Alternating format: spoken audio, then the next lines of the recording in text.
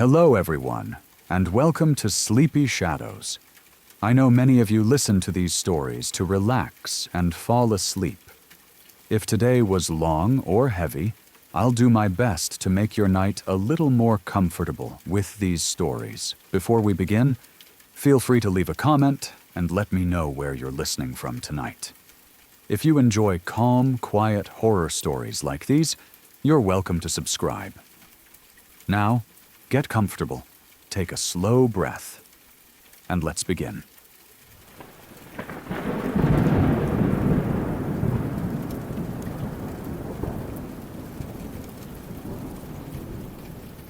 During one summer break when I was home from college, I took a job that seemed simple and harmless at first.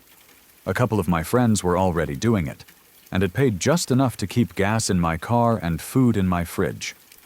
We worked as morning cleaners at the local movie theater. It was one of those big standalone theaters built in the early 1990s, not inside a mall, surrounded by empty land and long stretches of road. There were 12 screening rooms in total, 3 large screens, 4 medium ones, and 5 smaller theaters tucked farther back in the building. Our shift ran from 4 in the morning until 10. That meant waking up when most people were still deep asleep and driving through pitch-black roads to get to work. The theater was about 20 minutes from where I lived, and the drive always felt longer at that hour. The area around the building was quiet and empty. Before the theater was built, we were told the land had been a mix of wetlands, farmland, and property owned by the local nature center. Even after construction, it still felt isolated, like the building didn't quite belong where it was. The first couple of weeks were completely normal. Boring, even. Usually only 2 or 3 of us worked each shift. Everyone had assigned areas, and you spent most of your time alone, cleaning rows of sticky floors and emptying trash bins while listening to music on your iPod. Sometimes we'd cross paths briefly, nod at each other, maybe complain about spilled soda or broken seats, then go our separate ways again. Occasionally, the day shift would arrive early, and we'd let them know about anything unusual. Broken lights, clogged toilets, or a screen that needed maintenance. One morning, my manager pulled me aside and asked if we had ever noticed the front doors being unlocked when we arrived. I told him no, not that I could remember. He looked uncomfortable, then told me why he asked. Apparently, customers had been complaining. Mostly women. They said a tall, skinny man wearing a black suit had been following them from theater to theater. Some claimed he followed them into the bathroom. The descriptions were always similar. Extremely tall, unnaturally thin, wearing an old-fashioned black suit and sometimes a bowler hat. He walked slowly, deliberately, like he had all the time in the world. A few customers were so scared they called the police. But when officers arrived, there was never anyone there. The teenage employees on the day shift had given him a name, or they called him the Tall Man. I didn't know what to think.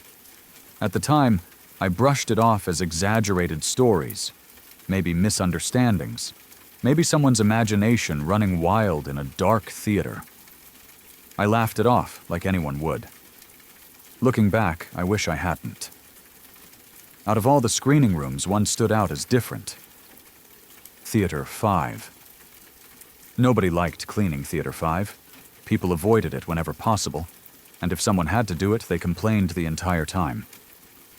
When I first started, I didn't understand why. I was new, naive, and not particularly worried about ghost stories or supernatural nonsense. Theater 5 was located behind the bathrooms in the lobby.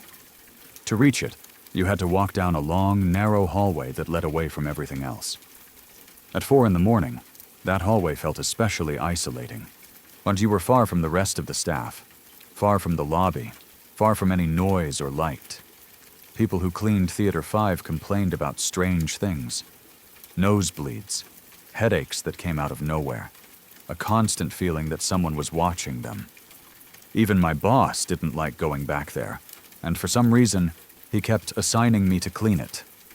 My first strange experience happened on an otherwise normal morning. I had already finished sweeping the lobby and was working my way through Theater 5, picking up cups and popcorn containers before vacuuming. I had my headphones in, music playing, just going through the routine. But something felt off. I couldn't shake the feeling that someone was standing behind me. I kept turning around, expecting to see another worker messing with me, but there was no one there. At one point, I even pulled my headphones out and called out, "Hello?" The empty room swallowed my voice. Nothing answered. I told myself I was just tired. Early mornings mess with your head. I went back to work. About 20 minutes later, I was at the top row, sweeping under the seats, when I heard footsteps. Fast footsteps. Someone running.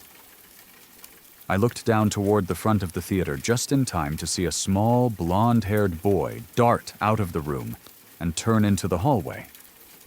I didn't think. I dropped my broom and ran after him. There shouldn't have been any kids in the building at that hour. I chased him down the hallway and into the lobby, heart pounding. But there was no one there. No kid. No movement. My boss was outside near the front entrance, smoking a cigarette. I ran up to him and asked, "And who was that kid?" He looked confused for a second. Then he smiled and laughed, like I had just passed some kind of test. "So you met Charlie," he said casually. Charlie, it turned out, was another regular complaint. Customers swore a little blonde boy ran up and down the aisles during movies, making noise and causing disturbances. Ushers would rush in, only to find no one. Charlie was blamed for tipped trash cans, misplaced supplies, and messes that appeared out of nowhere. He was annoying, not scary, and the staff treated him like an invisible troublemaker. Someone jokingly named him Charlie because he looked like the kid from Willy Wonka. Charlie was always seen in Theater 5. A couple of weeks later, I had my encounter with the tall man. Usually, whoever arrived first in the morning had to go upstairs to the projector level and turn on the lights in all the theaters. The projector area was dark, narrow, and lined with life-size cardboard cutouts of movie characters. In daylight, it was fine. In the dark, it felt unsettling. That morning, I was the first one there. I couldn't find the flashlight we usually used, so I decided to do it without one. I had stayed up all night watching old TV shows, and as I walked down the corridor flipping switches, I found myself quietly whistling the Andy Griffith theme song. Halfway down the hallway, I felt it again. That feeling of being watched. I stopped whistling and stared into the darkness ahead. At first, I thought I was looking at another cardboard cutout. They were everywhere, and in low light, it made sense. I took a step closer. Then it moved. The shape I thought was a cutout straightened from a crouch. It began whistling the same tune I had been whistling, but slower, warped, almost mocking. As it stood up fully, I realized how tall it was, at least 7 feet. I couldn't see details, just a silhouette against exit signs and glowing monitors. It started walking toward me, slowly, calmly, with a slight unevenness in its step, like a limp. I wanted to run. I wanted to scream. I couldn't move. It took a few steps, then suddenly turned its head, like something else caught its attention. Without a word, it turned and disappeared into one of the offices. That was enough. I ran. I didn't stop until I was outside, waiting for the rest of the crew to arrive. When I told them what happened, nobody laughed. Nobody questioned me, and they just nodded and told me the tall man wouldn't hurt me. I didn't care. I put in my 2 weeks' notice shortly after. To this day, I still think about that theater, about Theater 5, about Charlie, about the tall silhouette whistling back at me in the dark. Some places feel wrong for a reason.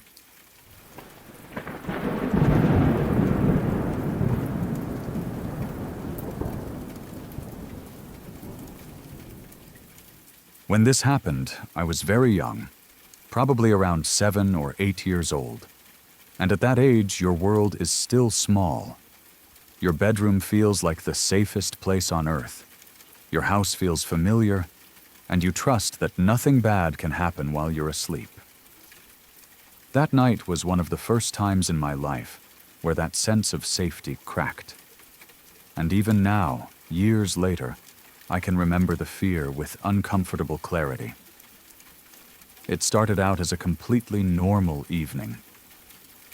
My sister and I were downstairs watching television together. Our parents had already gone to bed, and we were doing what kids always do, trying to squeeze in a bit more time awake before being told to go to sleep. The TV was playing some random show, and the house had that quiet nighttime feeling, where the lights are dim and everything feels slower. For some reason, I had a sleeping bag with me downstairs. I honestly don't remember why. It might have been from a sleepover, or maybe I had dragged it down earlier because I thought it would be fun to sit in. At that age, things like that didn't need a reason. You just did them. The sleeping bag was bright and bulky, and I remember thinking it would be cool to sleep in it instead of under my usual blankets. Eventually, the tiredness caught up with us. My sister yawned and said she was going to bed, and I followed soon after. I rolled up the sleeping bag, carried it upstairs, and walked into my bedroom. Everything looked exactly the same as always. My posters were on the walls, my toys were where I left them, and nothing felt off in any way. I climbed onto my bed, laid the sleeping bag out on top of the mattress, zipped myself inside, and fell asleep pretty quickly. I don't know how long I had been asleep when I suddenly woke up, but it felt abrupt, like being snapped out of a dream. What woke me was the sensation of something hitting the mattress right next to my face. It wasn't touching me directly, but it was close enough that I felt the movement through the bed. The mattress dipped and rebounded slightly, like someone had slapped or punched it. At first, I didn't fully panic. I was still half asleep, and my brain was slow to catch up. I remember lying there with my eyes open, staring into the darkness, trying to understand what had just happened. I listened carefully. The room was quiet. No footsteps, no voices, no movement. Just the normal sounds of a house at night. I tried to rationalize it, even as a kid. Maybe I had moved suddenly in my sleep. Maybe the sleeping bag shifted. Maybe something fell off the bed. None of those explanations felt quite right, but I was tired. And tired kids are very good at convincing themselves to ignore things. So, after a few seconds, I closed my eyes again and tried to go back to sleep. That didn't last long. The second time it happened, there was no doubt about it. Something hit the mattress again, right next to my face. But this time it was harder. Much harder. The force was stronger, like whatever it was wanted to make sure I was awake.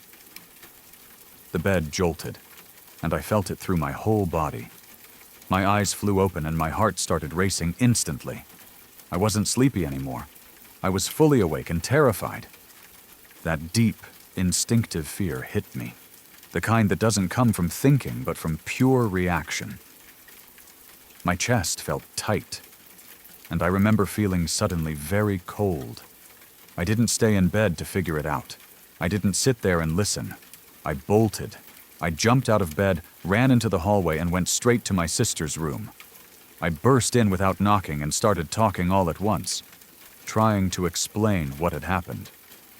I told her that something had hit my bed, right next to my face, and that it happened twice. I was probably shaking, my voice probably too loud, but I didn't care. I just didn't want to be alone. At first, she brushed it off. She told me I was probably dreaming or imagining things. She said I was being silly, and that I should just go back to bed. That reaction hurt more than I expected, because it made me feel stupid on top of being scared. But I insisted. I told her I wasn't making it up, that I was really scared. and that I didn't want to go back into my room. I asked if I could sleep in the other bed in her room. She hesitated, but eventually agreed. I think she could tell that I was genuinely frightened. I climbed into the spare bed, pulling the covers up tightly around me. Even though I was still scared, being in her room made me feel a little safer. At least I wasn't alone anymore. The house was quiet again. That deep, heavy nighttime silence settled in. We both lay there, not talking, probably listening more closely than usual to every small sound. I was starting to calm down just a little when it happened. There was a loud bang. It came from my room. It wasn't a soft noise. It wasn't something subtle that you could easily explain away. It was loud enough that we both jumped. My heart felt like it stopped for a second before slamming back into motion. We sat up in our beds, staring at each other in the dark. I didn't have to say anything. The look on her face told me she heard it too. Neither of us went to check right away. The idea of walking back down the hallway toward my room felt unbearable. We stayed where we were, frozen, listening, waiting to see if anything else would happen. Nothing did. The house went silent again, as if whatever caused the noise was finished. Eventually, we managed to fall asleep. But it wasn't a restful sleep. I remember waking up several times during the night, convinced I had heard something, only to realize everything was quiet. The next morning, we went to my room together. Walking down the hallway in daylight felt completely different. The fear from the night before hadn't fully faded, but it was dulled by sunlight and the sense that daytime brings. When we opened the door to my room, my stomach dropped. All of my posters had fallen off the walls. Not one or two, but all of them. They were scattered across the floor. Outside my room, in the hallway, there were bin bags that had been left there, and those had fallen over as well. Nothing else in the house was disturbed. Just my room and the area right outside it. I didn't sleep in my room for about a week after that. Even during the day, being in there made me uneasy. At night, it felt impossible. I kept thinking about that moment, lying in bed, feeling the mattress move right next to my face. I kept replaying it in my head, trying to understand what it could have been. My parents tried to explain it away. They said posters fall sometimes, that maybe the bin bags shifted, that it was probably nothing. I nodded and pretended to accept their explanations. But deep down, they didn't satisfy me. I knew what I felt that night. I knew how real it was. As I got older, I tried to look back on it logically. I tried to convince myself that it was just a coincidence, or that my memory exaggerated it over time. But no matter how I approach it, I can't fully explain the feeling of something deliberately hitting the bed. Twice, right next to my face. That night changed the way I felt about being alone in the dark. It planted a seed of fear that never completely went away. Even now, as an adult, I sometimes think about it when I'm lying awake at night and the house is quiet. Whatever happened in that room, it was real enough to terrify a child in a way that stayed with them forever.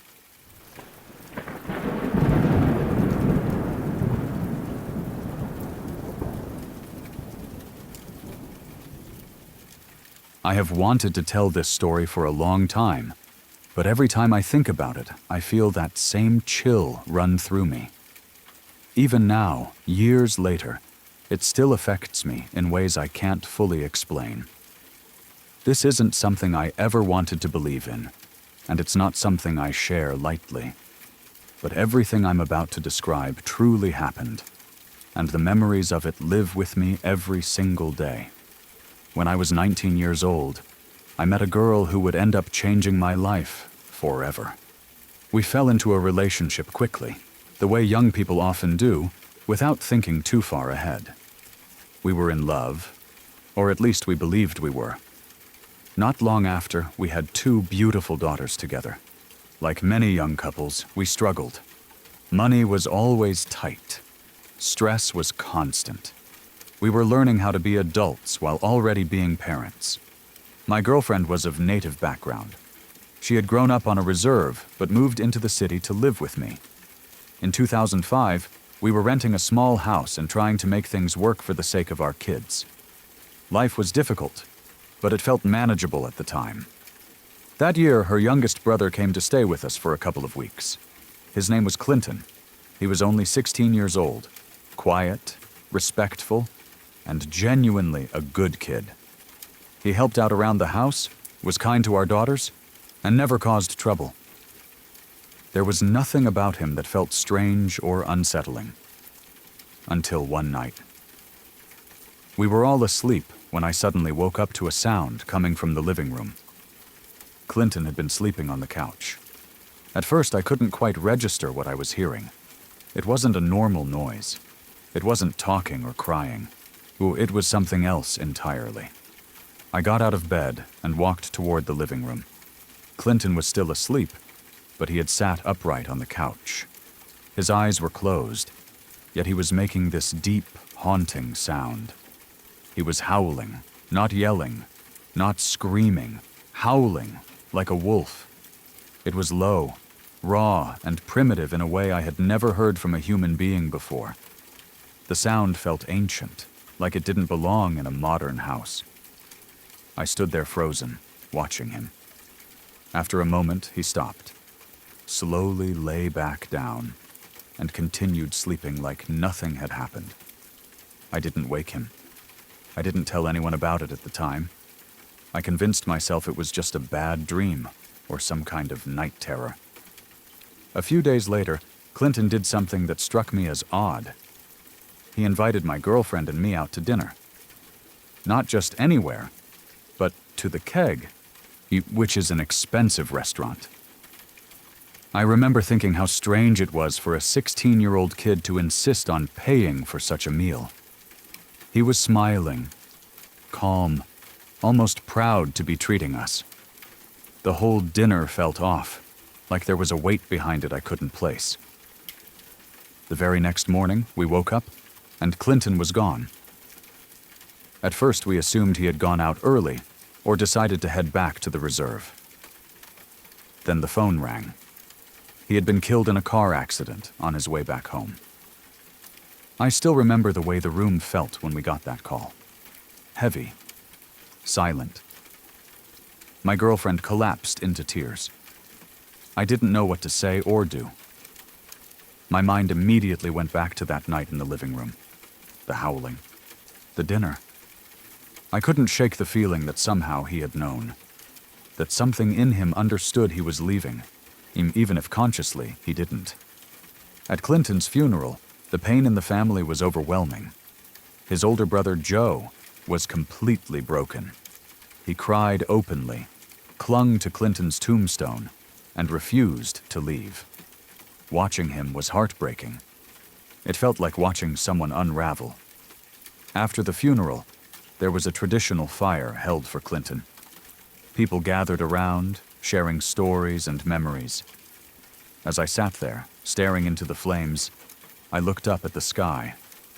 A single black crow was circling above us, over and over again. What struck me was how alone it was. As far as I could see in any direction, there were no other birds. Just that one black shape moving in slow, endless loops above the fire. About a month later, we were back home when we got another phone call. Joe had been killed in a car accident near the reserve. On the same way Clinton had died. It didn't feel real. It felt like some horrible echo repeating itself. At Joe's funeral, I watched my girlfriend the way I had watched Joe at Clinton's. She clung to the tombstone, crying, refusing to let go. Again, there was a fire held after the burial. And again, I looked up at the sky. This time there were 2 black birds circling the fire. Only 2. Nothing else in the sky.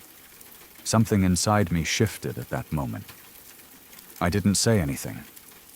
But I knew. I didn't know what it meant exactly, but I knew it wasn't coincidence. A couple of months later, My girlfriend woke up one morning shaken and pale. She told me she had dreamed that our house burned down and that all of us died in the fire. She was already very superstitious and believed that her family was under some kind of curse, when that dream terrified her. She packed up our children and decided to stay at a friend's house for a night or two, just to be safe. While she was gone, I ran into an old high school friend named Tim. We bonded over music, always had. We decided to hang out at my place and jam for the night. We played music for hours, laughed, drank a little, and eventually, he went home. I fell asleep on the couch. The next morning, I went to work like normal. About an hour into my shift, I got a phone call. My house was on fire. I rushed back, and what I saw looked unreal. Police tape everywhere. Fire trucks, smoke. The house was completely destroyed, burned down to its bones. There was nothing left. If my girlfriend and children had been there, they would not have survived. There is no doubt in my mind about that. After that, everything fell apart. My girlfriend and I eventually separated. I gained custody of our daughters. She moved back to the reserve to be with her family. Later, I met someone new and eventually remarried.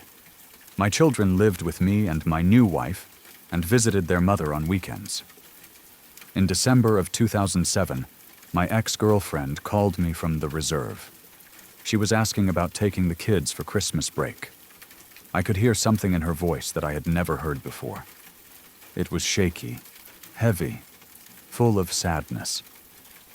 I can't explain it properly, but it felt like a goodbye.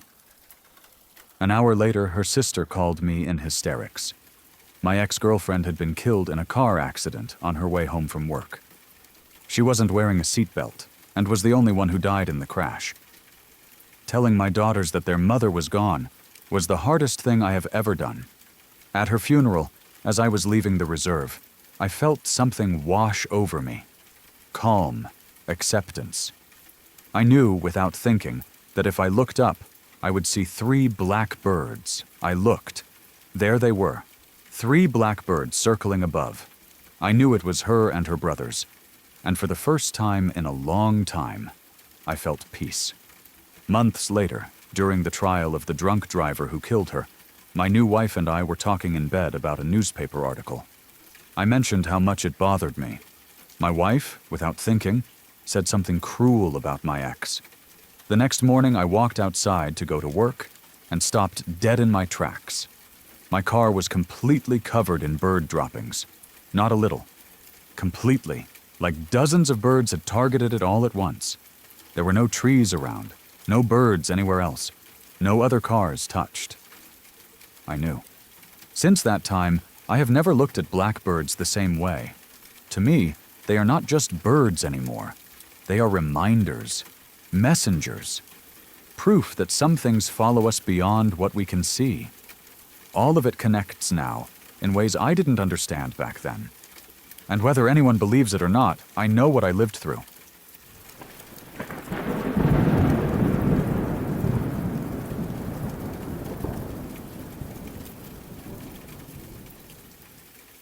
When this happened, I was already living in a way that most people never experience. And I think that context matters.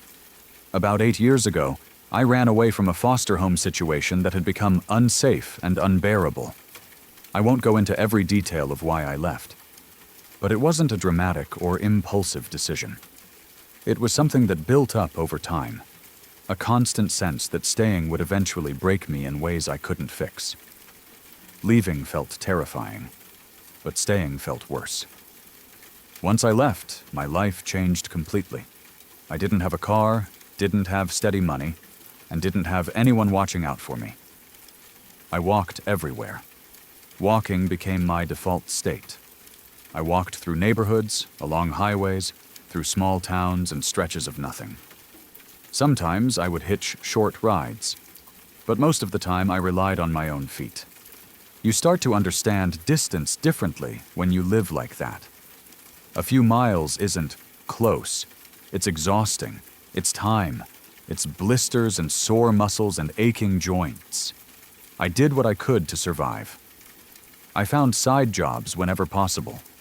Yard work, cleaning, helping someone move furniture, anything that paid cash. I rationed food carefully and learned how little I could survive on.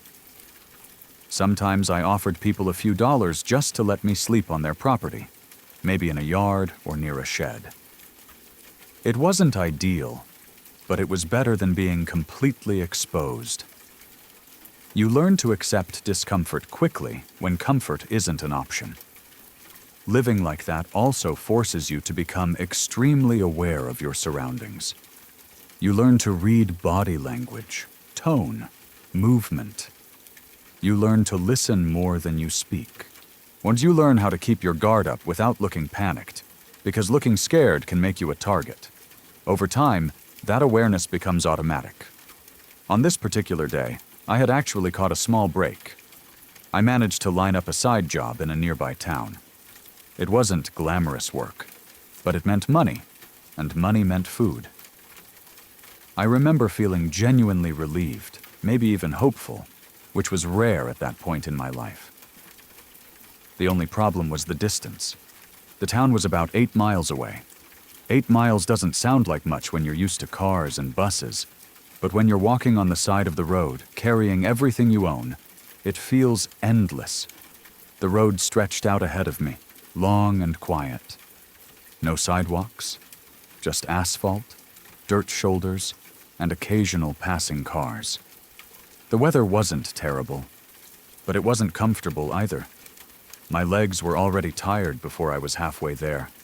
I walked and walked, my thoughts drifting between focusing on the road and keeping track of time. I was tired, but not careless. I never let my guard down completely. That's why I noticed the pickup truck as soon as I heard it coming from behind me. I didn't turn my head right away. I listened first. The sound of the engine, the speed, the way it slowed as it passed. I saw it out of the corner of my eye. An older pickup truck, 2 men inside. Almost immediately, the truck braked hard, did a sharp U-turn, and pulled over on the side of the road just ahead of me. The tires kicked up dust. The engine idled loudly. My stomach dropped in that instant way you feel when something is wrong and you know it. They started yelling out the window, vulgar comments, sexual remarks, laughing like it was all a joke. I kept my face forward and didn't respond. I knew better than to engage. But my body was already tense, every sense on high alert. I listened as doors opened and footsteps hit the pavement. I counted those steps without even thinking about it. It's something you do when you're scared but trying to stay calm. Suddenly, the talking stopped. No footsteps, no voices. That silence felt heavier than the noise. I picked up my pace, trying not to look like I was panicking. Out of the corner of my eye, I saw movement. They weren't just standing there anymore. They were spreading out, trying to come at me from different angles, flanking me. That was the moment everything snapped into clarity. I ran. I didn't hesitate or second-guess myself.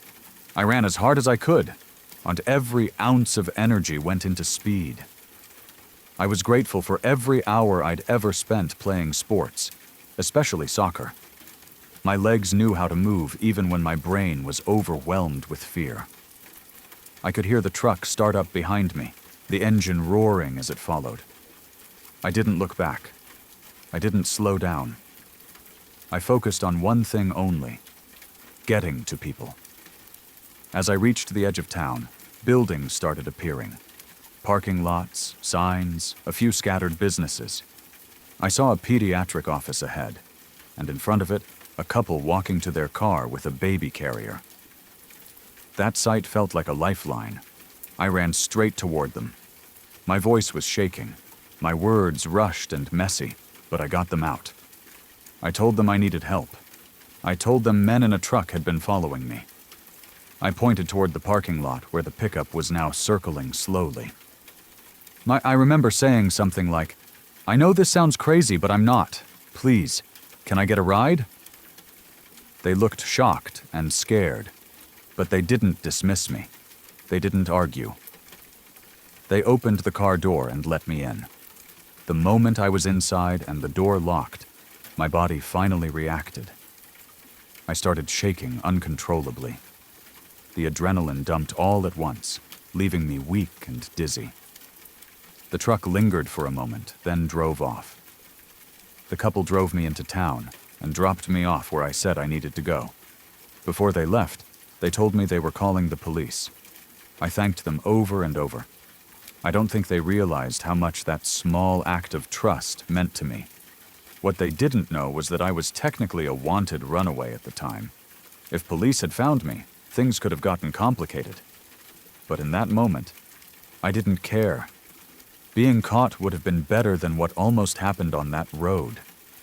That experience wasn't an isolated incident. Living the way I was living exposed me to the darker side of people more than once.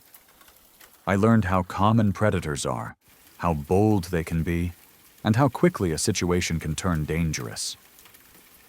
It's not paranoia when it's based on experience.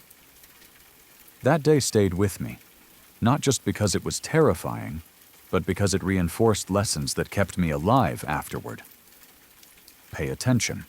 Trust your instincts. Don't worry about seeming rude or dramatic. Use your strengths. Run when you need to run.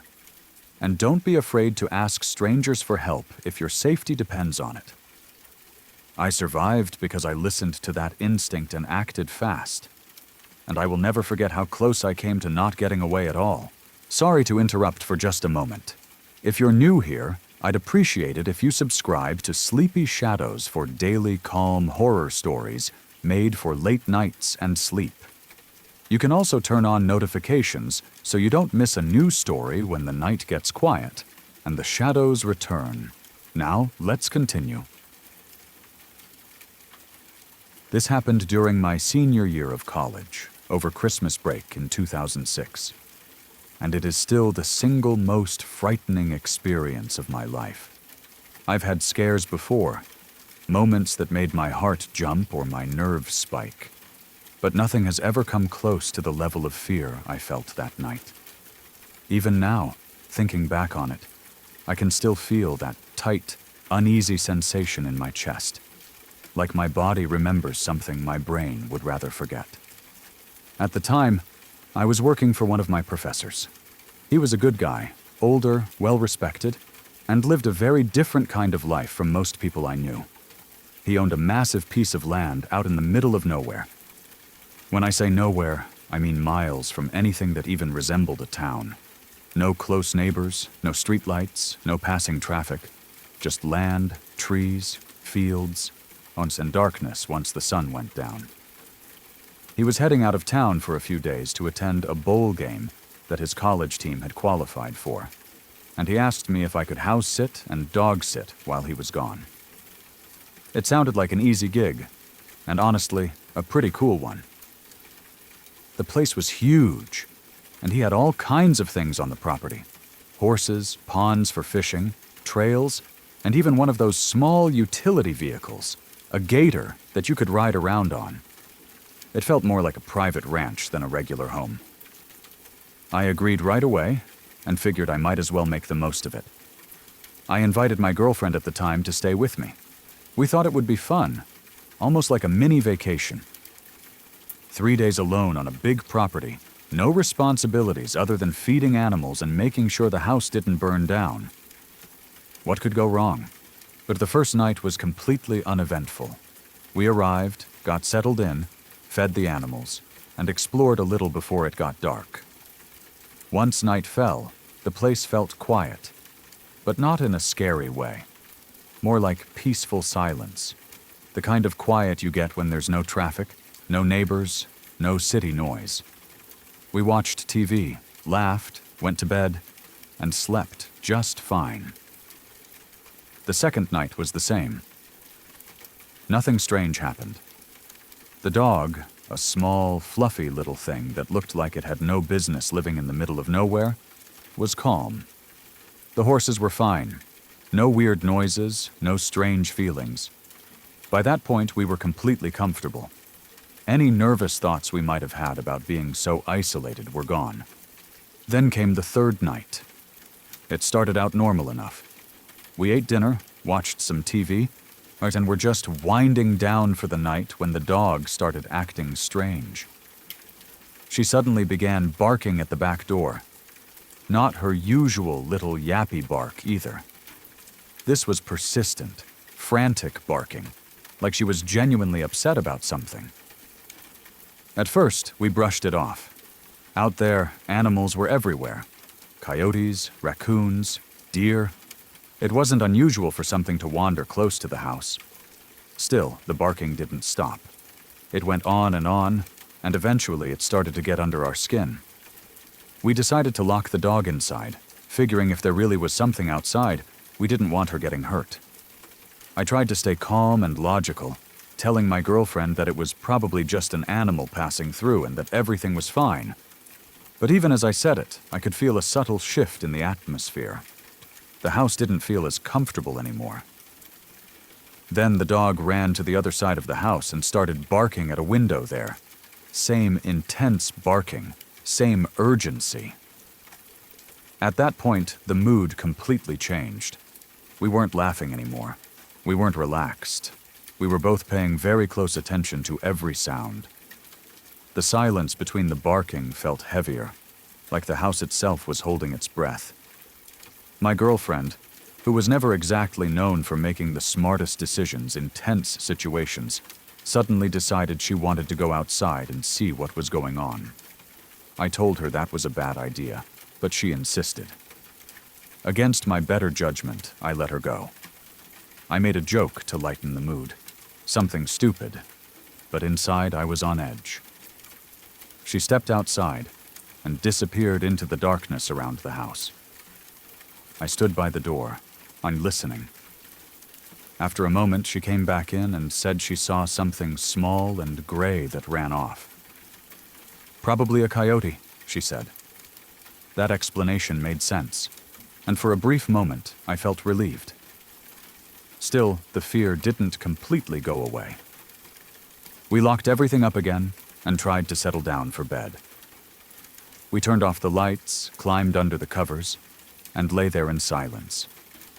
Not the comfortable silence of before, but an awkward, tense silence, where both of us were clearly listening for something.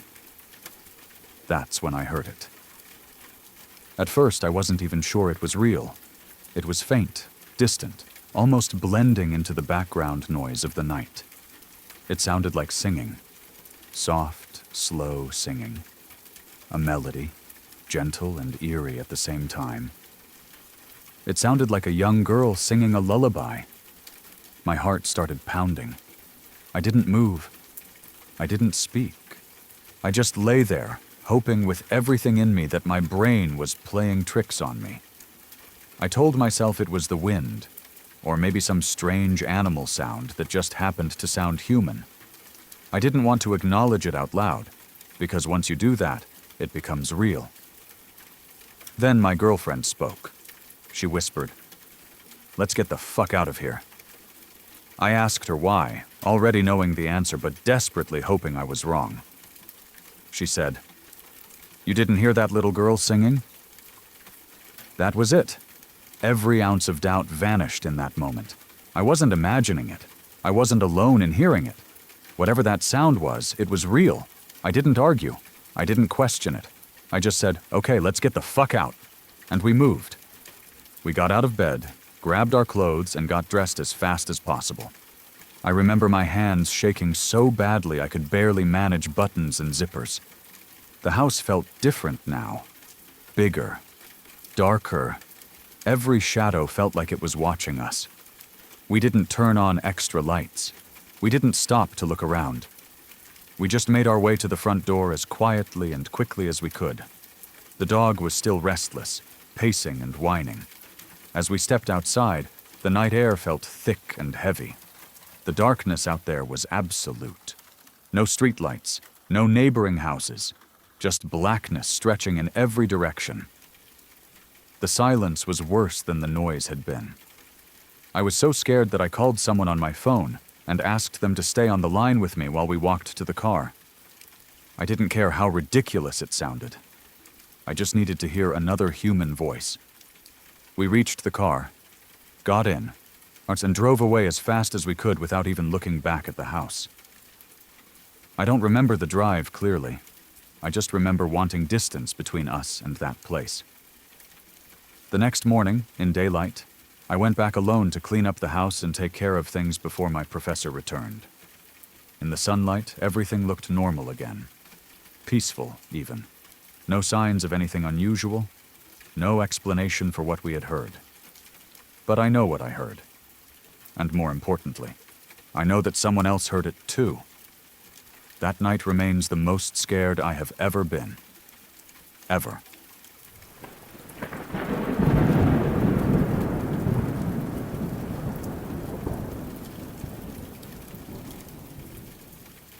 I just want to start by saying that I have never been the kind of person who gets wrapped up in ghost stories or paranormal stuff. Even when I was younger, I always thought those kinds of stories were exaggerated or made up. I never really believed in haunted houses or spirits or anything like that. I was always the person who looked for logic first. If something strange happened, there had to be a normal explanation somewhere.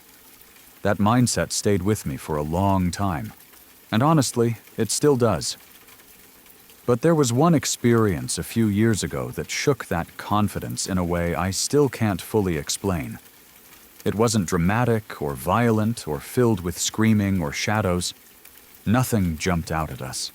Nothing chased us. And maybe that's exactly why it stuck with me. It was simple, quiet, and completely unexplainable. At least to me. At the time, my mom worked in real estate. Her job required her to visit houses before showing them to potential buyers. Most of the time she did this alone, just to get a feel for the place, check the layout, and make sure everything was ready. Sometimes, though, she would take me with her. I didn't mind going along.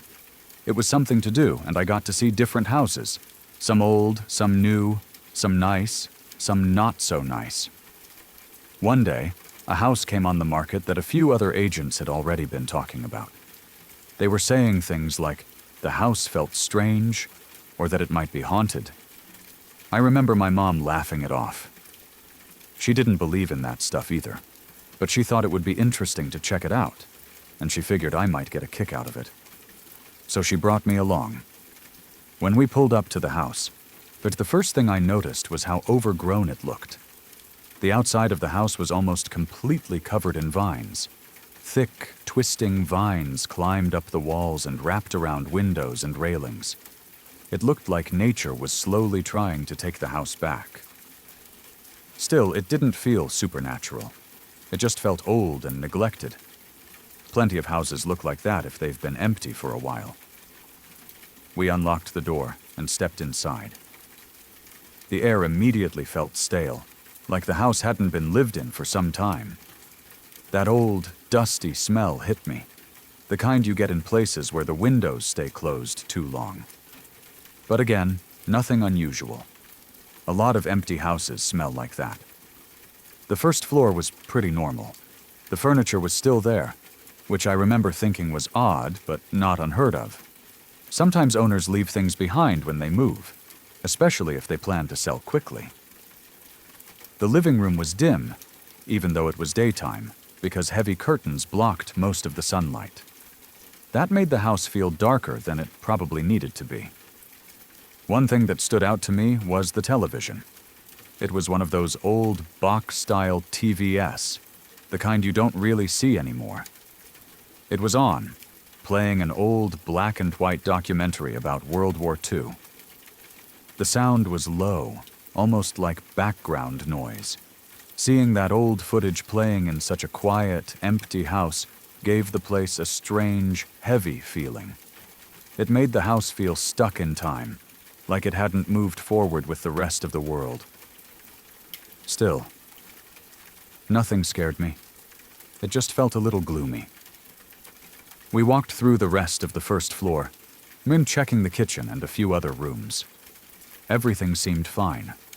Nothing moved, no strange sounds, no cold spots, nothing that screamed haunted house. If anything, I was starting to think the other agents were just overreacting. Eventually, we went upstairs to look at the bedrooms. The second floor was laid out in a simple way. There was a long hallway with a few doors spaced out along it. The hallway itself felt narrow, and the lighting wasn't great, which made it feel longer than it actually was. The first bedroom we checked was completely normal. Empty, plain, nothing special about it. We didn't spend much time in there. We moved on to the next room. As soon as we opened the door to the second bedroom, I remember stopping for a moment. The room was filled with stuffed animals. Not toy stuffed animals, but real ones. Mounted animals. Heads on the walls. Full-bodied animals posed around the room. It felt like walking into a hunting lodge, except this was a bedroom. There were deer, birds, and other animals I couldn't even identify right away. Even though I found it strange, the room itself was neat. Everything looked intentionally placed. Nothing was broken or messy. It didn't feel threatening, just unsettling in a quiet way. My mom commented on how unusual it was, and we looked around briefly before deciding to move on. I remember wanting to get out of that room quickly, but not because I was scared. It just made me uncomfortable. The final bedroom at the end of the hallway was normal again. Plain walls, empty space, nothing worth mentioning. After checking that room, we turned around and started heading back down the hallway toward the stairs. As we passed the second bedroom again, something made me look back. I don't know why. I didn't hear anything. I didn't feel a chill. I just had the sudden urge to glance into the room one more time. The moment I looked in, I stopped walking. My heart dropped into my stomach. There was now a chair sitting directly in the center of the room. It wasn't tucked against a wall. It wasn't half hidden behind anything. It was placed right in the middle, as if someone had carefully positioned it there. I immediately said something to my mom, and she stopped too. We both stood there staring into the room. We both knew that chair had not been there before. When we first walked into the room, it had been open and clear. If that chair had been there, we would have bumped into it. There was no way we could have missed it. When we hadn't left each other's side at any point, neither of us had gone back into the room alone. There was no one else in the house. And yet, there it was. I felt my skin prickle, like my body was reacting before my mind could catch up. My mom didn't say much. She just shook her head slightly, as if trying to process it herself. We didn't investigate further. We didn't step into the room again. We didn't touch the chair. We just turned around and went downstairs, both of us suddenly very aware of how quiet the house was. We left the house shortly after that. The door closed behind us, and the fresh air outside felt like a relief. Neither of us said much while walking back to the car. What bothered me the most about that experience wasn't fear in the traditional sense. It wasn't like I felt something evil or threatening. It was the lack of explanation. I consider myself a logical person. I like to believe that there's a reason behind things, even strange ones. But no matter how many times I replay that moment in my head, I can't come up with a reasonable explanation. A chair doesn't just appear in the middle of a room. We were the only ones there. We were together the entire time.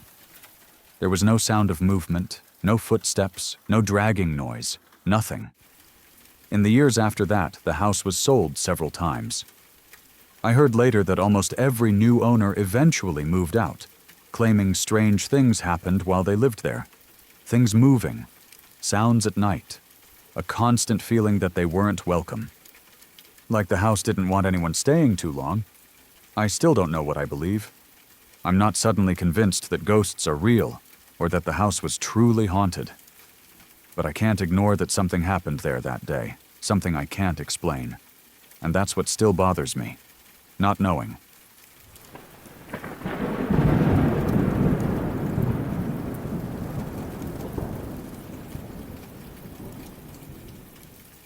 When I was about 13 years old, My grandparents owned a house right on the water. It was one of those places that felt like a secret world when you were a kid. The house sat on a long, narrow peninsula, surrounded on almost all sides by water and thick woods. The trees were tall and old, packed close together, and during the summer the leaves were so dense that sunlight barely reached the ground in some places. It always smelled like damp earth, moss, and lake water. Because my grandparents lived in Florida for about half the year, they treated the house like a family vacation place. All of their adult children were free to use it whenever they wanted. That meant that every now and then, my parents would take us there for weekends or longer stays. To me, it felt like absolute freedom.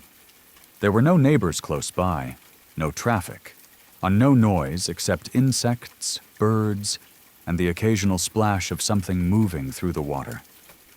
The woods around the house were crisscrossed with streams. Some were shallow and easy to hop across, while others were surprisingly deep and slow-moving. Over time, water had carved out pockets along these streams, creating little swimming holes. They weren't official or marked or anything like that. They were just places kids discovered and claimed. One of these swimming holes became my favorite. I don't know the exact depth anymore. At the time, it felt enormous. I remember thinking it had to be at least 12 or 15 feet deep. The water was dark and cloudy, especially once you went more than a few feet under the surface. You couldn't see the bottom clearly at all, just vague shapes and shadows. Even as a kid, I knew it was probably not the safest place to swim, but that didn't really register in my mind as something to avoid. It just made it more exciting. What made this spot even better was the rope swing. Someone, at some point long before I ever found the place, had tied a thick rope around a sturdy tree limb that hung out over the water. The rope was rough and weathered, but strong. You could grab it, run forward, swing out over the water, and let go at just the right moment. If you timed it perfectly, you'd fly out and drop straight down into the deepest part of the hole.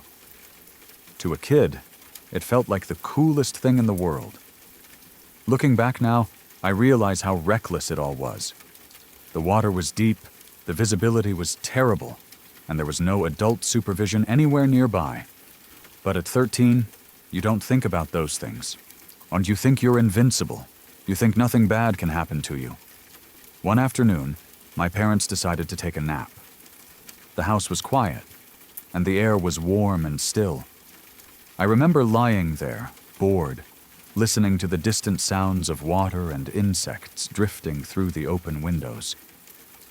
That's when I got the idea that it would be the perfect time to go swimming. Alone. I didn't tell anyone where I was going. I didn't ask permission.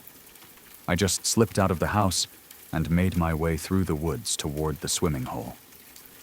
The path wasn't well defined, but I knew it by heart.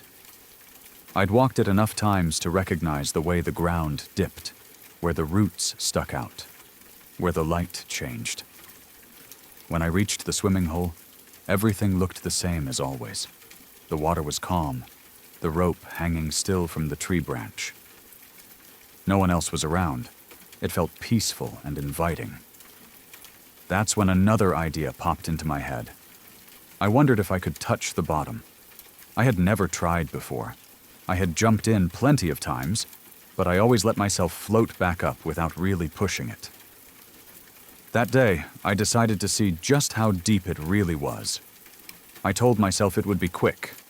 I'd drop down, touch the bottom, and push back up. Simple. I pulled the rope back as far as I could, stepping backward until I was on my tiptoes.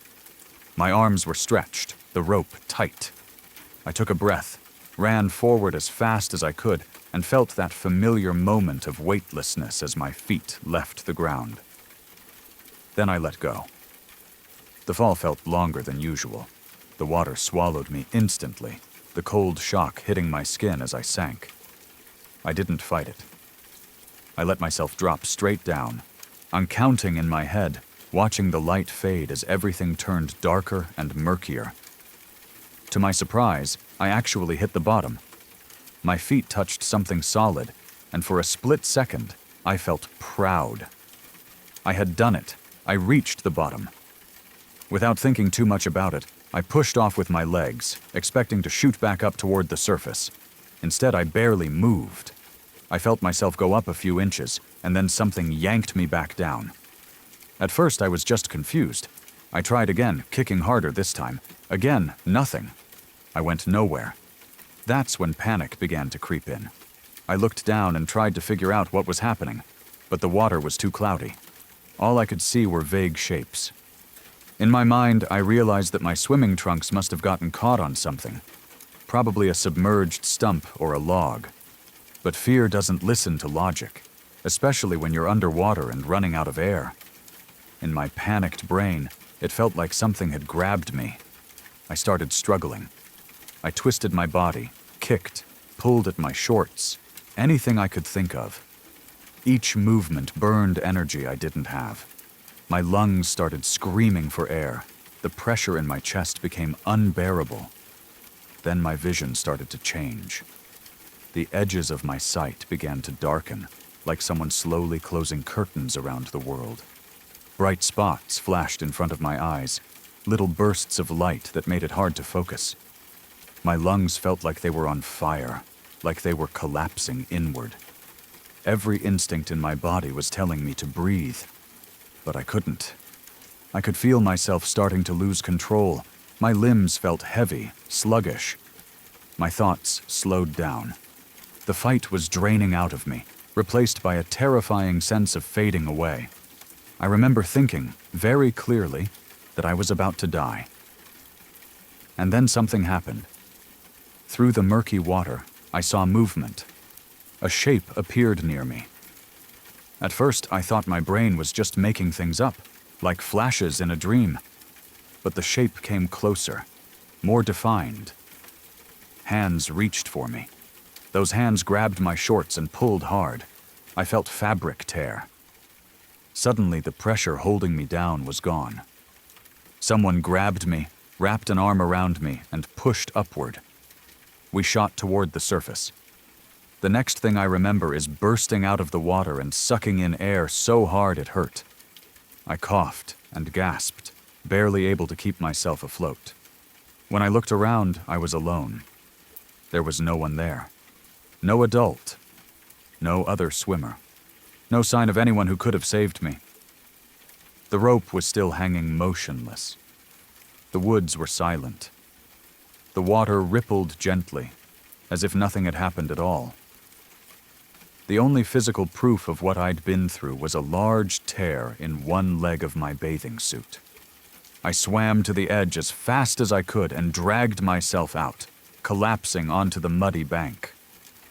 I lay there for a long time, shaking, trying to catch my breath and understand what had just happened. My heart was pounding so hard I could hear it in my ears. Eventually, I made my way back to the house. I didn't tell my parents what had happened. I didn't know how. I wasn't even sure what I believed myself. Over the years, I've thought about that moment countless times. I've gone back and forth about what really happened down there. A part of me is convinced that the figure I saw was nothing more than my oxygen-starved brain creating something to save itself. A hallucination. A last desperate effort of survival. I think that somehow, in that final moment, my body found the strength to tear free.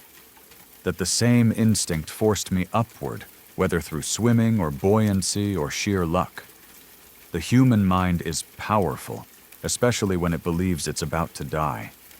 But even knowing all that, there's still a part of me that can't fully explain how real it felt. How clear the sensation of being grabbed was. How distinct that presence seemed.